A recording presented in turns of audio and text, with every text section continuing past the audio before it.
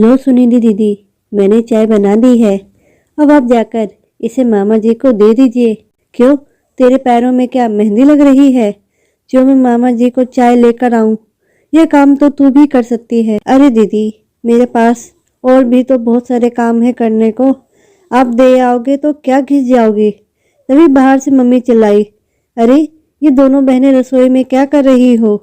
इतनी देर से एक कप चाय का भी नहीं बना तुमसे?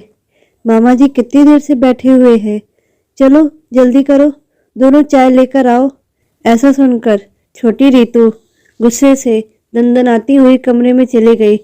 तभी मामा जी बोले, रहने दे बहन, मैं खुद ही जाकर रसोई में से चाय ले आता हूँ। अरे तू बैठना, मैं लाती हूँ जाकर।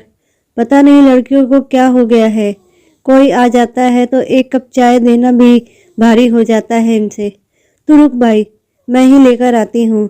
चाय पीने के बाद मामा जी चले गए और मम्मी फिर गुस्से में उन दोनों बहनों के पास आई और उनसे अपने मामा की खातिरदारी ना करने के कारण चिल्लाने लगी और बाहर चली गई।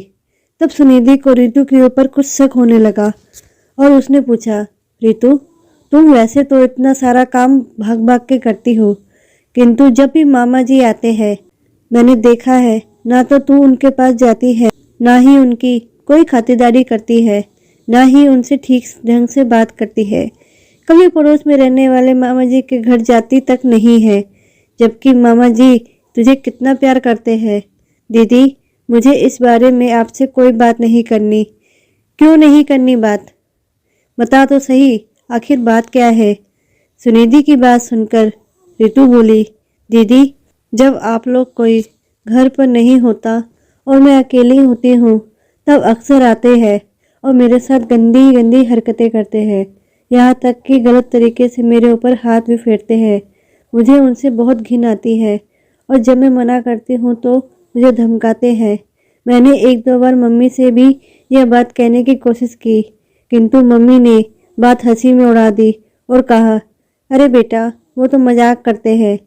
ऋतु की बात सुनकर स्नेहा के पैरों के नीचे से जमीन खिसक गई। क्या ऋतु, तेरे संग भी इतना सब कुछ हो रहा था और तूने ये सब बताया भी नहीं? अरे पागल, कोई वारदात होने का इंतजार कर रही है क्या? यह राकेश मामा जी मेरे साथ भी ऐसा ही करते थे, इसलिए मैं उनके सामने नहीं जाती और जब एक बार मुझे इनकी हरकतें बर्दाश्त नहीं हुई तब मैंने उनको थप्पड़ मार दिया। इसके बाद यह मुझसे दूर रहते हैं, किंतु उन्होंने अब तुझे अपना निशाना बना लिया। कहने को तो ये मम्मी के सगे चाचा के बेटे हैं और हमारे लिए हमारे मामा। मम्मी कितना चाहती है इनको और कितना विश्वास है इन पर, किंतु अब नहीं रीतू, जो मेरे साथ हुआ वो मैं तेरे साथ नहीं होगा। मैंने कितने दिनों तक मामा की असली हरकतें बर्दाश्त की थी। जब इनकी हरकतें हद से आगे बढ़ने लगी तब मैंने उनको गुस्से में थप्पड़ मार दिया और यह भी कह दिया कि मैं मामी और तुम्हारी बेटी से इसकी शिकायत कर दूंगी।